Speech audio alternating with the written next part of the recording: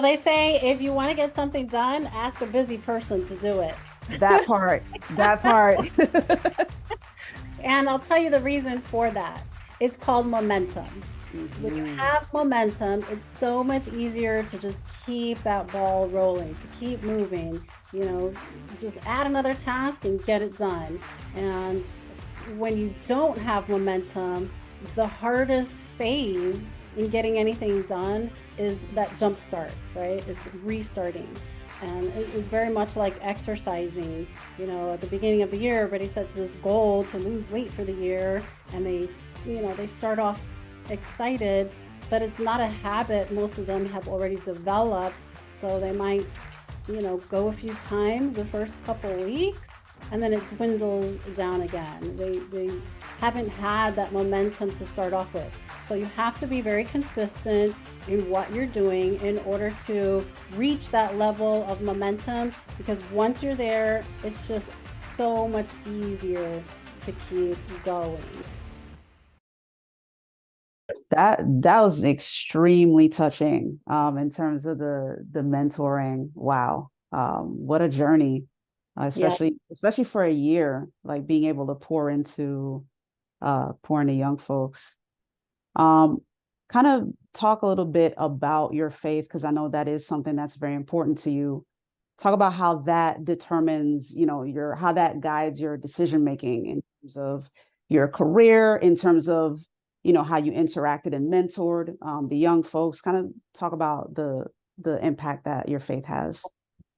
I am a Christian and I'm very strong in my faith. I'm active with my church, and my husband and I are also active missionaries. So we do a lot of local outreach in the Central Florida region, and we also do global missionary work as well. We've gone to Ukraine, Guatemala, El Salvador, and every missions trip is very unique, but there's always something to be learned, and everybody, just touches your heart in such a special way. So, I apply those same principles to every area of my life, including business. And it can be a little restricting, especially in the entertainment industry, Hmm. which is very much a secular industry, even though there is a Christian market, which I'm now working on trying to penetrate. But I have had to turn down quite a few opportunities because I would have to compromise my faith and even at some degree my marriage, to play these roles that I've been asked to play. So anything that has to do with sexuality or, anything evil or like an evil spiritual nature are things that I will not do, because it's just not worth it to me to sell my soul, for a paycheck or to compromise my marriage for a paycheck. And so I have been, labeled as a little too restricted by some agents. And I say, well, that's okay because God is my source, not you and not your clients, and he will provide for me, and he always has. So I do live in that confidence and walk in my faith, and I think God has rewarded that. No, I haven't reached the heights that I'd like to financially, even though I'm comfortable. Uh, but spiritually, I feel so rich. My life is very rich with beautiful people and beautiful experiences. And God has blessed me in so many ways. I mean, down to even my puppy, and that's a whole nother story. I mean, even my son, I have been blessed with through him, and Yeah. his college scholarships and his opportunities. God has just opened so many amazing doors. So I think that my faithfulness has allowed me to be blessed in so many ways. And blessings come in many different ways. It's not always in a fat paycheck, even though I do get paid pretty well when I work on set. But yeah, it just depends on what you perceive as success. Uh, Hmm. and as far as my faith relating to my motivational coaching with the students, it got a little tricky there too, because when you enter a public school, there are restrictions on speaking about faith and mentioning God and Jesus. So I had to get creative. At one point I wanted to create a prayer request box, and I did talk to the principal about it, and he too was a man of faith, which was really nice. And he said, "Well, Jenny, there are ways to get through through the system. So instead of labeling it a prayer box, label it like a good vibes box." And so that was a little tricky to explain to the kids, but I did. And when I met with the children, well, I say children, but a lot of them were over 18. So as long as they were over 18, I was able to mentor them outside of school as well.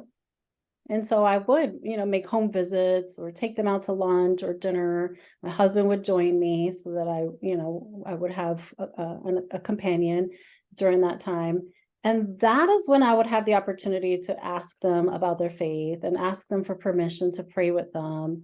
And most of them, I have to say, were really open to it.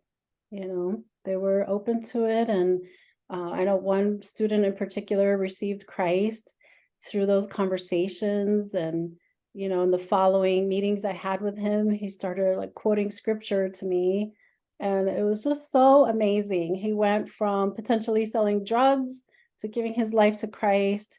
And I won't give too many details, because I don't want to reveal his identity, but it was such a blessing to be able to see that kind of growth in him, career wise, educationally, and then spiritually on top of that.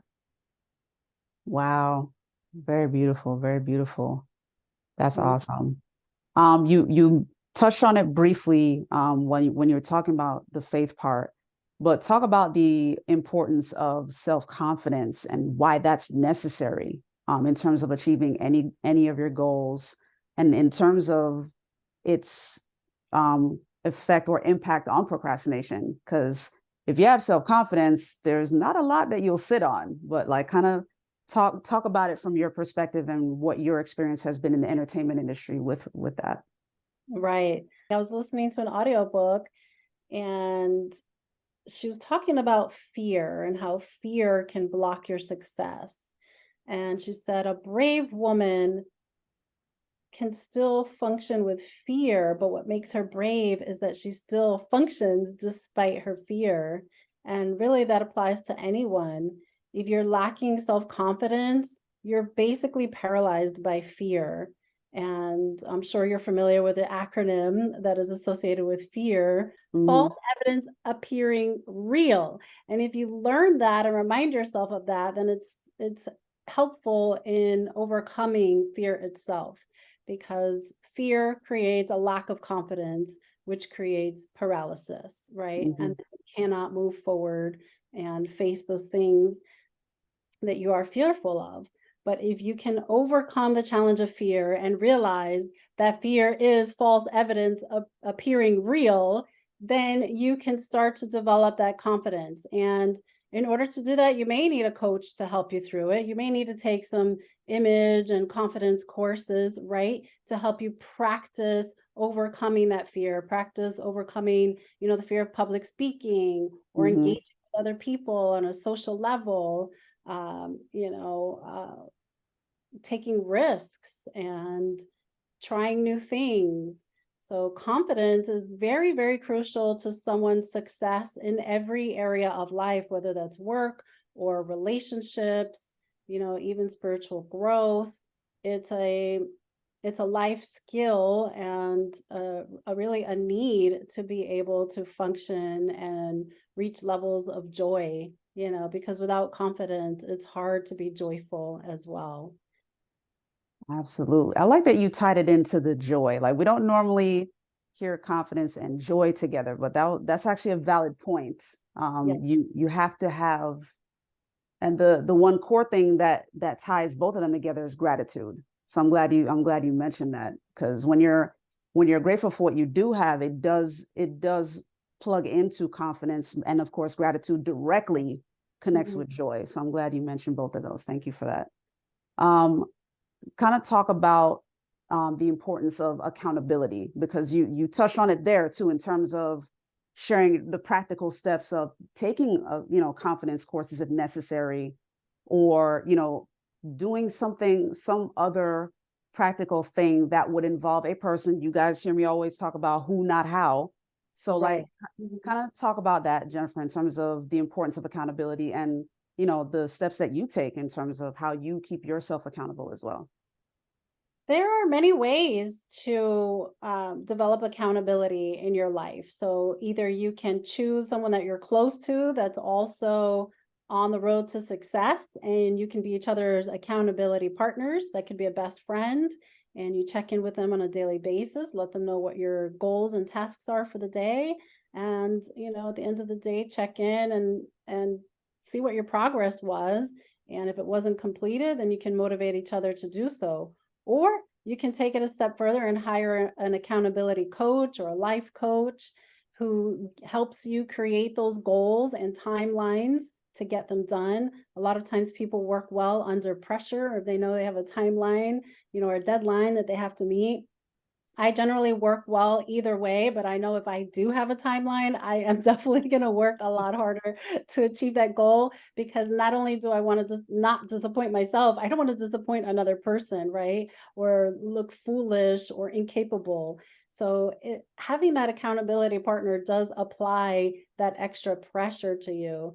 And with my program, the Booking Actor, like I mentioned earlier, I spent quite a bit of money this last year on coaching. And with every coaching session, they gave me milestones to complete before I could schedule my next session. If I didn't get Mm, it done, then I was the one that paid the price and I got left behind, or I might miss out on some of my coaching sessions. So it really did keep me accountable. And that applies for everything, whether it's work, personal goals, fitness goals. I know fitness is a huge one. A lot of times people are much more successful when they have an accountability partner as well. for sure. So it's something I encourage. I also teach once in a while classes in image and confidence, which they oftentimes go together, because if someone doesn't feel confident about the way they look, then it's kind of a barrier for them, to be able to move forward in anything. So what we do is we assess their appearance and how they're carrying themselves, and we have conversations about how they can feel better about themselves, because it's hard to walk into a room and feel confident if you don't like the way you look or you don't like the way you physically feel. So sometimes we have to address appearance or health before we can move forward into other areas. And they're usually just very simple tweaks, how to, make your hair look neater, and how to wear makeup that's flattering, and how to dress, according to the occasion. These are a lot of things that just some people just haven't learned, right? Hmm. So we talk about that, how to dress during the day versus the evening, how to wear your makeup during the day versus the evening, how to wear your makeup for an interview versus a party. There's a Yeah. difference. And a lot of those little tweaks can really help a person just feel better about themselves. And then we dive into knowing how to carry yourself. So we'll practice interview skills, eye contact, Mm. the tone of voice, posture, how to shake a person's hand genuinely, right? Because there is such a thing as a, weak little, whatever, I don't care, dismissive handshake versus, oh yeah, I'm scared I'm going to break somebody's hand when they give that. Yeah. I'm like, don't be afraid of the germs. It's okay. Like, Right. feel free to. It says something about your personality. And, aside from the acting and those courses, I have a background of pageantry also. And so I did receive a lot of training in the world of pageantry.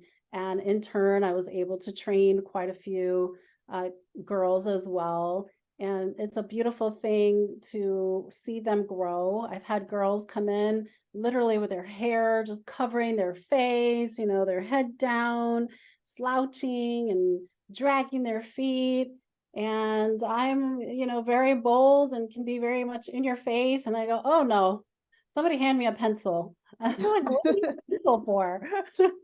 I say, step one, we're getting this hair out of your face. And I just like put it in a bun and stick a pencil in there. And it's like, I need to see your face. Nice. Yeah, Love so that. things like that. I mean, you you apply techniques to what the need is, and it will vary from person to person. Sometimes you have to start with the very basic things, and sometimes they're more advanced, but there are certain barriers they need to get through. So accountability coaches are really an investment in yourself. Some people may say, "Oh, I don't want to spend that money, it's too expensive." Well, I guess you don't think you're worth it, but you should, Oh, right? You're investing in yourself. Mhm. hashtag luxury item. She just reiterated that. You are worth it. You are You worth are it. worth it. Absolutely. Those are life skills. A lot of people critique pageantry, and, for some valid reasons, I can understand. But at the end of the day, I think it provides great coaching for young ladies in the context of life skills. So whether they win the title or not, it really doesn't matter, because when you receive the training, that's training you're going to carry with you for the rest of your life. Very true. Mhm, mhm. Very true. And I can speak to that because I did it very briefly as a kid. Hated it, but Oh, I didn't know that. yeah, yeah. By the Hair. way, like Jennifer is no joke when it comes to that, y'all. Like she has worn more than one crown, okay? Thanks. More than one. I think it was Miss Latina International and then also Miss International World, right? Yes, yes. Yeah. Good So good times. times. And there is something to be said for the training that comes from that. I didn't realize the path that God was putting me on with that. My mom made me get into it because as a kid I was a dancer before I did ballet. Okay. And then I was doing piano lessons and then quit that. But like little by little, like I was destined to be where I am right now. At some way, some shape or form, I was destined to be here. Because then around like 12 years old, that was when I got into pageantry. Didn't win any crowns, but got a few trophies though. And like I also did I think it's called drill. So like, the baton twirling Oh, and the yes. flag and the yeah. Yes. So those are skills that you carry with you permanently. Like once you learn them, they're yours. You know what I Mhm. mean? So Well, look it's at you. definitely You have great public speaking skills. You're so articulate, intelligent, great posture. I mean, yeah, thank you. you're Yeah, welcome. Absolutely. thank you. Yeah. So as we kind of wind things down and wrap up, kind of talk about, or I should say, like, what are some things that you want people to come away with in terms of whatever that luxury item is that they're still sitting on, if it's something where they might be doubting themselves, or it might be sometimes logistical, sometimes they might be too busy, but you're very well versed in being busy. Yeah. So like what advice would you share with folks that are still procrastinating for whatever reason, but they need to go forward? Well, they say if you want to get something done, ask a busy person to do it. That part. And I'll tell you the reason for that. It's called momentum. When you Hmm. have momentum, it's so much easier to just keep that ball rolling, to keep moving, just add another task and get it done. And when you don't have momentum, the hardest phase in getting anything done is that jump start, right? It's restarting. And it's very much like exercising. At the beginning of the year, everybody sets this goal to lose weight for the year, and they start off excited, but it's not a habit most of them have already developed. So they might, go a few times the first couple weeks, and then it dwindles down again. They haven't had that momentum to start off with. So you have to be very consistent in what you're doing in order to reach that level of momentum, because once you're there, it's just so much easier to keep going, right? So once you get through the hurdle of the start, just keep going. There's a lot of self-talk involved, and that's something I'm going to incorporate in the booking actor. I haven't uploaded them yet, but I'm going to upload some just kind of motivational audio clips, because a lot of people aren't well versed in self-talk. right? So Yeah. you need somebody else's voice in your ear. So if you're not good at self-talking, find some good motivational speakers online and listen to them on a daily basis and work on changing that mindset. So you may call that a luxury item mindset. I call it like a necessary item. I like It- that. I like that. yeah. Necessary item. It's Yes. necessary. Without a positive mindset, you're going to find life very, very difficult and it's going to be hard to achieve anything. So, if there's one takeaway that I want people to have, is that they have to work on their mindset. And, when you're getting into acting, you have to change your mindset because Hmm. this is a tough industry. There's so much rejection. You're living on call. The payout period can be a long waiting period. It's not like you get paid every 2 weeks. You're, self-employed, independent contractor. You have to be disciplined as an entrepreneur. It's a lot to learn. It's not just, learning how to act as, a performer. There's so many more elements involved. So you have to get into the mindset of discipline. Actors, successful actors have to be very disciplined and they have to know how to talk themselves through situations. So practicing with a coach or, listening to motivational speakers is a great start, but then you have to get into a space where you can do that for yourself because Hmm. you're going to be in the middle of a scene. Sometimes you're going to be in the middle of a dangerous scene and fear may want to set in. And guess what? There's no time for that because there's a huge budget on the line. You've got 100 people depending on you on set, and you better have the ability to talk yourself through situations. And I don't mean out loud, but I mean in your head. You've got to give yourself that positive pep talk. There have been a couple times where I've been out, in the ocean, the Galapagos Islands, and I'm in freezing cold water that they call the ice box. And I'm an asthmatic. So, that fear of having an asthma attack and then a panic attack under the water and maybe getting eaten by a shark or a whale or a seal or whatever it is very intimidating. But, I have a crew on a Zodiac. I've got a camera guy underwater as well, who's also freezing. I've got a scene partner that I have to be conscious of. So guess what? I don't have time for a panic attack. I don't have time for an asthma attack. I need to get this thing done and get it done as quickly and as well as possible. And that's when I have to really get into my head and tell myself, like, you can do this, just breathe. I have to, talk myself into breathing well, slowing down my heart rate. And it all starts up here. Yeah. And the time to start changing your mindset is not when you're in that emergency situation. Nope. It's when you're at home, doing your hair and your makeup, getting ready in the morning, brushing your teeth, whatever it is. You've got to develop that skill set before you're in those situations of panic because actors, we're very vulnerable. We put ourselves in so many vulnerable situations. And even after 27 years of doing this, there are times where I feel more nervous than others.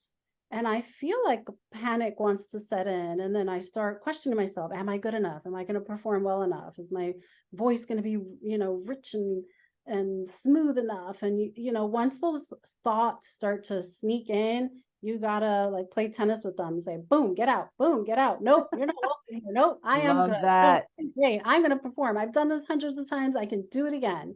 Right. So that's my that's my Love free that. gift to you today. And it's a Tennis. necessary item, not just luxury. Yes, I like that. You see my hair keeps disappearing. Look at that. Look at that. Now you We see talked me, now you about that don't. earlier. We need good hairstylists on set, okay? Yes. So if there are any SAG AFTRA affiliates out there, and you know what, even if you're non-SAG, hair and makeup is so essential for film and television because if hair and makeup don't look good, it is so distracting in the movie or show or whatever training video. It doesn't matter what it is. If hair and makeup doesn't look good, it Yep. will take people out of the zone that you want them to be focused on, and they'll be looking at the hair and makeup. So it's good to have qualified stylists on set that can work with different hair textures. My hair is naturally curly, so Hmm. sometimes stylists can get a little intimidated. I mean, oftentimes I go with it already blown out, but sometimes I don't. Sometimes the role calls for curly hair. And guess what? You need a competent stylist. So just a little plug there for Yeah. stylists. I know that's on the list of things that actors are addressing in the SAG-AFTRA strike. So I'm definitely pro hair, makeup, and wardrobe stylist because that's not always our gift as actors. That part. So yeah, briefly talk, like give the audience your thoughts on that, because obviously all of this has affected you starting from May 1st. Like we heard about the writer strike and that kind of caused a stall in things. But kind Yeah, of talk about how that has impacted you as an actress. the SAG strike has been really interesting. So, obviously it affects more so the members of SAG-AFTRA. Hmm. And because I live in Florida, I have not joined the union. And that's been a topic on the table between my agents and I for a while. And it's something we're still deliberating because I am eligible. I've been eligible for a long time, but most of our work here is non-union. It's a right to work state. And so it's not always beneficial for actors in non-union states to join the union. So I've held off, but because I've been in the industry so long, I kind of feel a little convicted that, I should be a part of the union because it does raise the standards for our industry as a whole. And I think that you are a little more respected as an actor or professional in the industry when you are in the union. There is a good purpose for the union. And for me, it would be a blessing to support that. But I'd have to make sure that there would also be a way for me to continue working, whether that means more work comes to Florida or I have to go out of state. I'm fine with that. So it's something that I'm navigating again with my agents, but it has affected the industry as a whole. So of course, SAG actors they've literally been grounded. They haven't been able to work. And on occasion, they've been able to do some commercial work that was still qualifiable under the strike. However, those that focus more on film and television have really been grounded. And I do have some actor friends that have been hit pretty hard with the strike. And, luckily some of them have had good savings, or, some of the other ones had to get creative. And I really respect them for this. They had to pick up other jobs during this time. And they were smart enough to get flexible jobs that would give them the ability to, easily go back into acting or maybe maintain both once the strike ends. As far as non-union actors, they haven't been affected as much, but I can't say that we haven't been affected at all because we still look forward to those SAG projects coming across the table that we are eligible to work for in non-union states, and we just haven't seen them. They Hmm. just haven't been around. So it really benefits everyone for this to pass. And whether you're in the union or not, these are issues that need to be addressed. So the main issue is AI. AI is at the top of the list. Of course, streaming is another one. Streaming has really affected the salaries that actors receive and residuals. Yep. So that affects every actor, because when you are a non-union and you work for a film, you still want to get good rates. And whether you're in the union or not in the union, if you work on an AI project, there have to be boundaries to protect the actors. And I actually am dealing with an issue right now that I may need to seek legal counsel on because it's very much uncharted territory for actors and agents. And some production companies have found loopholes with these release forms where they've been able to take advantage of actors and replicate their image or voice Yeah. in perpetuity throughout the universe and turn Hmm. you into whatever they want to turn you into. And it's really an abuse of the actor and their footage. So you may think you're getting paid great for those 2 hours of work, but in essence, you're really not when you look at it on a larger scale. So we do need to have boundaries in place to protect us. And I appreciate the union doing that because again, it's something that we're all very unfamiliar with. And it's something that I'm dealing with right now because I did a job, that neither myself nor the agent were very familiar with when it came to AI usage. And there is some footage out there of me right now that I find to be an abuse, of the release. Okay. So another instance of not procrastinating, okay? Like if something's going on or you find something that's a red flag, jump on that. Jump Yes, on that. absolutely. Hmm. Awesome. So I don't want to end on that note. One of the things that I do love about the content that you produce is that you're very witty and humorous. So kind Oh, of talk thank you. about the the incorporation of that like into your teaching. You've done some of it outside of the booking actor, but I know on your YouTube channel you're also kind of doing sort of like the reverse psychology, like what not to bring on a set, even though technically it's something you bring on a set, but like talk about the importance of putting humor into the way that you teach and how that Oh, helps. I know exactly what video you're talking about, and I'll come back around to that. I'm from New York originally, and so I think that's just part of my personality naturally. We grew up in a time where I grew up in a time where it was okay to be sarcastic and witty and make jokes, and people would joke back with you without getting so easily offended. So it's just kind of part of my New York personality. And then I am a Latina on top of that, and it kind of just runs in the family. We're all a little sarcastic, which goes along with being witty.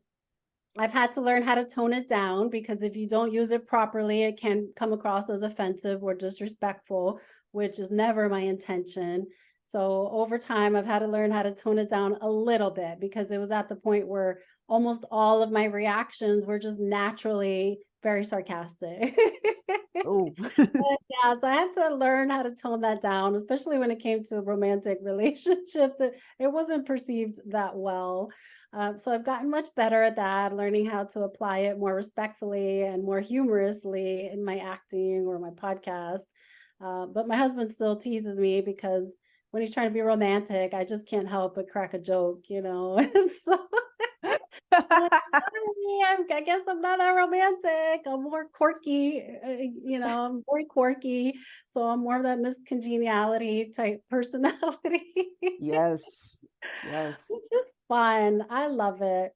And you were referring to something called, it's like a bait and switch or clickbait technique that I've learned about recently through coaching. I hired a social media coach for a couple sessions, and she introduced me to that strategy, which I thought was just so bizarre. I said, why am I going to label the title of my video the complete opposite of the message that I want to deliver? And, she had a good point, whether I agree with it or not, because I think it's a little silly, but there's something to it. People are just drawn to these titles, when you say what not to do, Hmm. like why they want to know why I shouldn't do that versus a simplistic title saying why every actor should carry a straw on set with them. It's just not enticing, I guess, to people. Yeah. Seeing a lot more of that, and it was kind of a challenging concept for me. It took me a week to finally create that video because it was like a little brain twister for me to promote it as why an actor should never carry a straw on set with them. Video was hilarious. And I tried to give them a clue because of my, little sarcastic personality. In my first delivery, my first sentence, I said, why actors should never carry a Mhm. straw on set with them. And that was kind of my little clue as to, okay, I'm kidding, guys. Right. I received some messages from people that said, I'm not an actor, but I really wanted to know why actors should not carry straws. See, got the Yeah. attention. So I guess that was confirmation, as to, why and how it works. Although I had some people that contacted me and they're like, I don't understand. I said, welcome to the club, because I didn't understand it at first either. But when you connect it to sarcasm and then understand that it's a clickbait strategy, then it makes more sense. So it's something I'm working on. It's not my favorite technique, but it seems like that's the trend right now. People like it. So where So can the answer people is find you you? should carry a straw on set. Should, It's should, opposite. okay. Opposite. And if you So want to know why, go watch the video. It's on my Instagram, and I think it's on my Facebook too, but it's more prominent on my Instagram and my YouTube channels. And you can find me easily online through The Booking Actor. So my YouTube channel is The Booking Actor. I do have a brand new Instagram page called The Booking Actor. And then my acting and personal page is Jenny Rosario, the number 8, Jenny Rosario 8 on Instagram. And I kind of share a lot of the same materials on both pages, but I have been trying to create some independence for the Booking Actor. But since it's mostly acting and comedy related, they do intertwine. beautiful. So that is where you can find Jennifer. And I mean, be sure to fire off any questions you guys have. She'll be happy to answer them if you want to get into the industry. Tune Yeah. in, subscribe to her channel. She will Subscribe to my give, channel on YouTube, The Booking Actor. And if you yep. go to my website, it's thebookingactor.com. You can enter your email address, and then I will send you a free PDF of the 7 tools every actor needs in their tool chest. And actually, I didn't show it. I carry my tool chest with me. Let's see, can you see that? Oh, Wow. there we go. Wow. A little tricky with my backdrop here, but you'll see my tool chest in the course. I have a full course in the program called The 7 Tools Every Actor Needs in Their Tool Chest. But you can access, let's see if this will show up on here. It showed up A little earlier. bit. Oh, this backdrop is tricky. Okay, it's not. There we go. There There you we go. go. The Booking Actor. There you go. 7 tips. Okay, well, go to my website, enter your email address, and I will email you a free checklist, your first Booking Actor ta-da list to get Ta-da. started in the industry. And of course, a positive mindset is on that list. And we talked a lot about that today.